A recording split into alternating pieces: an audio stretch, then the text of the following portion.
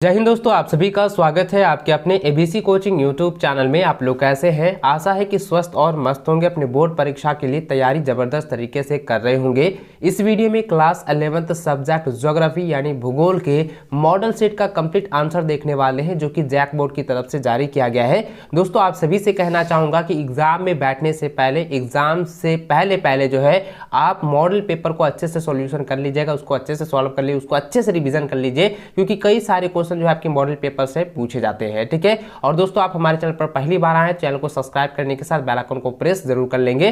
तो देखिए दोस्तों, इसके कुछ समान निर्देश भी दिए गए हैं, उसको भी आप देख लीजिए। जैसे कि मैंने आपको पहले बताया था कि सभी विषय में जो है पूर्णांक आप लोगों का 40 रहने वाला है। कुल प्रश्न जो है 40 पूछे जाएंगे। प्रत्येक प्रश्न का जो अंक होगा वो 1 अंक होगा, और प्रत्येक प्रश्न में जो है 4-4 विकल्प दिए जाएंगे, जो कि आपको सही जो उत्तर होगा उसको गोले को काला और मार्कशीट पर आपको जो है ब्लू पेन या काला पेन से आपको करना है। और दोस्तों, आपको याद रखना है कि पेंसिल का प्रयोग बिल्कुल भी ना करें और जेल पेन का प्रयोग जो है बिल्कुल भी ना करें, अन्यथा आपका जो रिजल्ट होगा वो पूरी तरह से रद्द कर दिया जाएगा। ठीक है। चलिए दोस्तों, आगे क्वेश्चन की ओर चलते हैं। उससे पहले वीडियो को लाइक कर अपने सभी दोस्तों के साथ शेयर जरूर करेंगे। देखिए दोस्तों, पहला प्रश्न दिया गया है कि भूगोल के जनक या पिता किसे कहा जाता है। इस क्वेश्चन को मैंने कई बार आप लोगों को बताया है, आपको भरसक याद होगा। इसका आंसर क्या हो जाएगा? ऑप्शन नंबर बी जो है इसका सटीक आंसर होगा, इरेटोस्थनीज। ठीक है, ऑप्शन बी इसका सही आंसर होगा।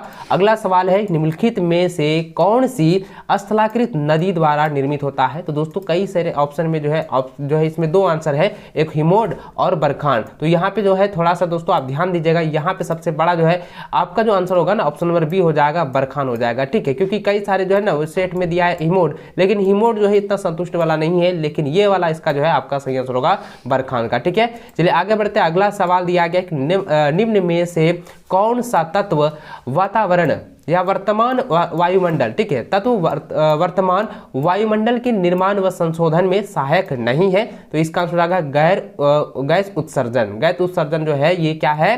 वर्तमान वायुमंडल के निर्माण व संशोधन के सहायक नहीं है। ठीक है। अगला प्रश्न चौथा नंबर दिया है कि काष्ठ प्रदेशों में भूमिगत जल का कार्य अधिकतर किस क्रिया द्वारा होता है। तो दोस्तों, इसका याद रखना है अपवाहन। ऑप्शन बी इसका सही आंसर होगा। अगला सवाल 5वां नंबर है कि तारों का निर्माण कितने अरब वर्ष पूर्व हुआ।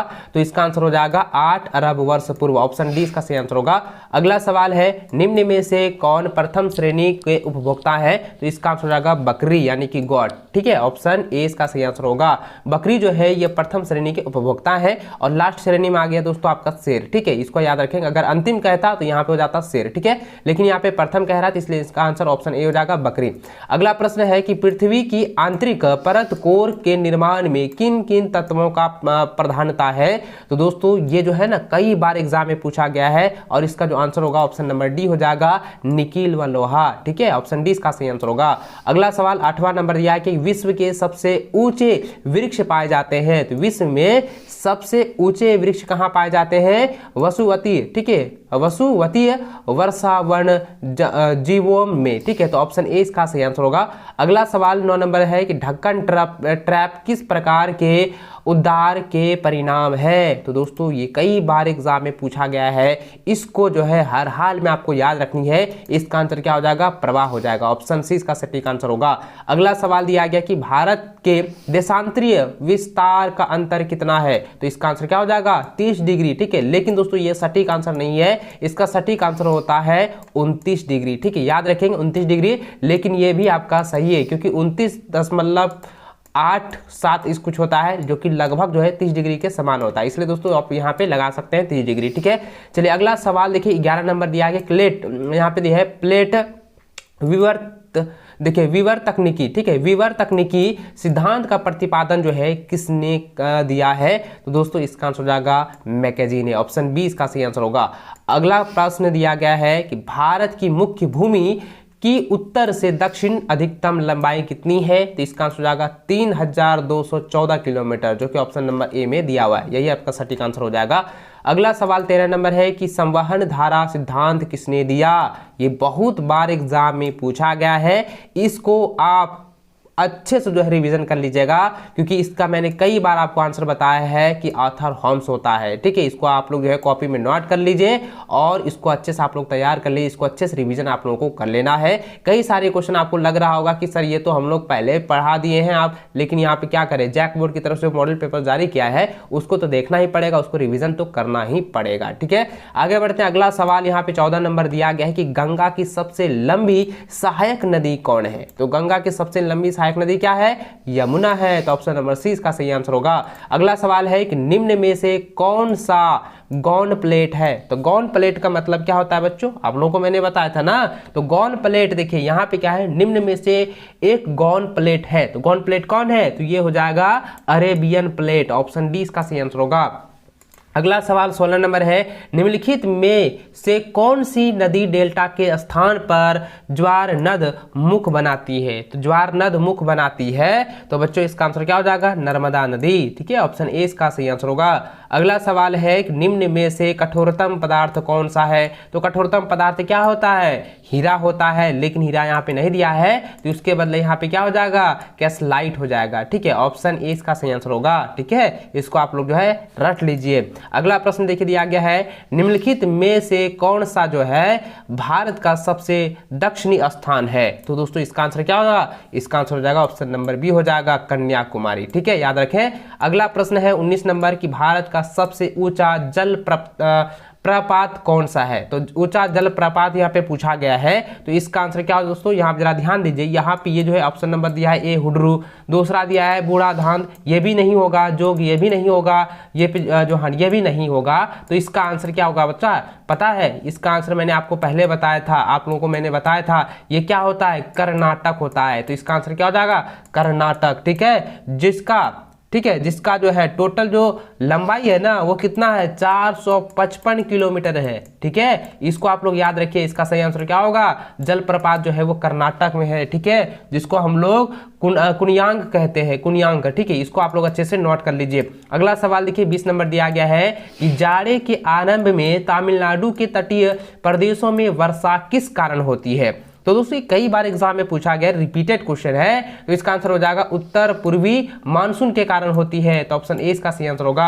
अगला सवाल 21 नंबर है कि कपास उत्पादन के लिए सर्वोत्तम कौन सी मिट्टी है। तो सर्वोत्तम कौन सी मिट्टी है, तो काली मिट्टी है। तो ऑप्शन सी इसका सही आंसर होगा। अगला सवाल 22 नंबर है कि सिंधु नदी किस सागर में गिरती है। तो सिंधु नदी जो है किस सागर में गिरती है बच्चों, तो इसका आंसर हो जाएगा ऑप्शन नंबर बी हो जाएगा। ठीक है, अरब सागर। ठीक है, इसको आप लोग कॉपी में नोट कर लीजिए।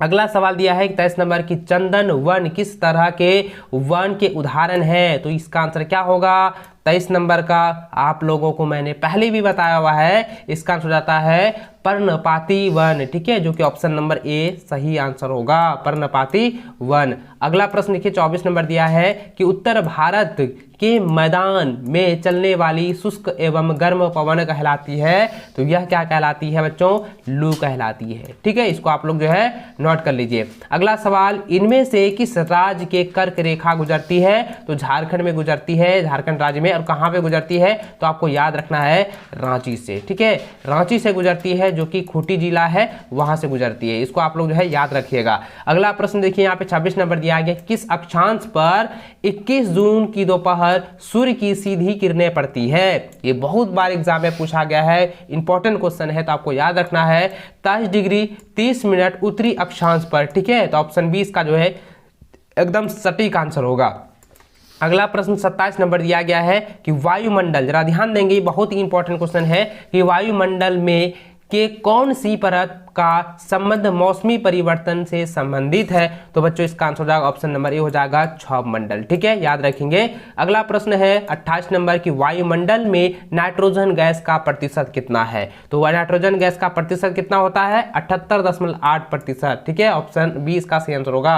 अगला प्रश्न 29 नंबर है कि इनमें से कौन ग्रीन हाउस का गैस नहीं है। तो दोस्तों इसका आंसर हो जाएगा ऑक्सीजन। ऑक्सीजन कहां पर है, ऑप्शन नंबर डी में है। ठीक है, ऑप्शन नंबर डी जो है इसका सही आंसर होगा ऑक्सीजन। इसको आप लोग कॉपी में नोट कर लीजिए। अगला प्रश्न है कि उत्तरी गोलार्ध में पवनों का दाएं और विक्षेपण होता है। तो दाएं और विक्षेपण होता है, यहाँ पे देखिए दाएं और जो है विक्षेपण होता है, तो इसका आंसर क्या हो जाएगा? ऑप्शन नंबर बी हो जाएगा, पृथ्वी के घूर्णन के कारण होता है। किस कारण होता है? पृथ्वी के घूर्णन के कारण। ऑप्शन बी इसका सही आंसर होगा। अगला सवाल 31 नंबर दिया गया है कि महासागरीय जल के ऊपर या नीचे गति किससे संबंधित है?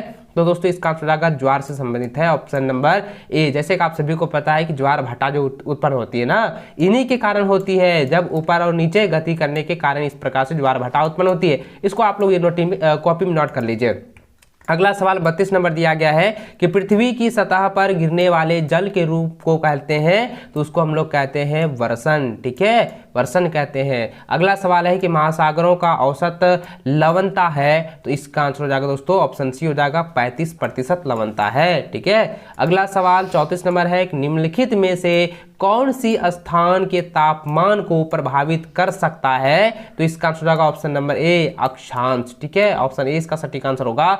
अगला सवाल है कि निम्नलिखित में से किस मिट्टी की श्रेणी में खादर और बंगार आते हैं? खादर और बंगार जो है दोनों आते हैं, किस श्रेणी में आता है ये पूछा गया है। तो बच्चों इसका आंसर क्या हो जाएगा? जलोढ़ मृदा में। ठीक है, यानी जिसको जलोढ़ मृदा हम लोग कहते हैं, इसको आप लोग जो है अच्छे से याद रखेंगे। अगला सवाल देखिए यहाँ पे, अगला सवाल 36 नंबर दी गई है कि निम्नलिखित में से वह कौन सी प्रक्रिया है जिसके द्वारा जल द्रव में गैस में बदल जाता है? जो द्रव जो है, यानी कहता है कि वह कौन सी प्रक्रिया है, ठीक है, जिसके द्वारा जो जल जो है द्रव से गैस में बदल जाती है, यानी कि द्रव में हुआ फिर उधर से गैस बदल जाए। और इसकी ये तो आप लोग छठा में भी पढ़े होंगे, छठा में पढ़े थे, सातवां में पढ़े थे, आठवां में भी आप लोगों ने पढ़ा होगा। क्योंकि दोस्तों यह ना बच्चा वाला सवाल है, क्योंकि वहां पे क्या होता है वाष्पीकरण, क्योंकि द्रव जो है गैस में बदल रहा है, तो गैस कब बदलता है? वाष्पीकरण होकर ना। तो इसका आंसर क्या हो जाएगा? ऑप्शन नंबर हो जाएगा सी सटीक आंसर होगा। ठीक है, याद रखें। अगला सवाल जो है 37 नंबर दिया गया कि प्रकाश वर्ष किसका मापक है? तो प्रकाश वर्ष जो है ये दूरी का मापक है। तो ऑप्शन नंबर 20 का सही आंसर होगा। अगला सवाल दिया गया आपदा प्रबंधन के अंतर्गत आते हैं, तो आपदा प्रबंधन के अंतर्गत कौन आते हैं बच्चों? यहाँ पे होता है निवारण, पुनर्निर्माण और पुनर्वास, ये सभी आते हैं। इसका आंसर हो जाएगा इनमें से सभी, इसका सटीक आंसर होगा, यानी कि ये तीनों है। अगला प्रश्न दिया गया है कि विश्व का सबसे गहरा महासागर है, तो दोस्तों इसका आंसर होगा प्रशांत महासागर। ठीक है, ऑप्शन डी इसका सही आंसर होगा प्रशांत महासागर। अगला क्वेश्चन जो है इसका लास्ट क्वेश्चन दिया गया कि सूर्य ताप सबसे ज्यादा मात्रा प्राप्त होती है, तो इसका आंसर होगा ऑप्शन नंबर बी उष्णकटिबंधीय क्षेत्र में होती है। तो ऑप्शन नंबर 20 का सटीक आंसर होगा। दोस्तों इस वीडियो में आप लोगों का जो है ज्योग्राफी का टोटल जो है 40 क्वेश्चन का सटीक व सही आंसर मैंने आप लोगों को बता दिया है। इसको आप कॉपी में नोट कर लिए और परीक्षा से पहले इसको अच्छे से तैयार कर लीजिएगा, क्योंकि इसमें से कई सारे क्वेश्चन आपकी डायरेक्ट बोर्ड परीक्षा में पूछे जा सकते हैं। और दोस्तों आपने अभी तक इस वीडियो को लाइक शेयर नहीं करे हैं, तो वीडियो को लाइक अपने सभी दोस्तों के साथ शेयर करो। चैनल पर पहली बार आए हैं तो चैनल को सब्सक्राइब कर लीजिए, क्योंकि आगे भी इसी प्रकार की आप लोगों को वीडियो मिलेगी और बोर्ड एग्जाम की तैयारी जबरदस्त इसी चैनल के माध्यम से आप लोगों को करवाया जाएगा। तो चलिए दोस्तों इस वीडियो को अंत तक देखने के लिए बहुत बहुत धन्यवाद। जय हिंद, वंदे मातरम।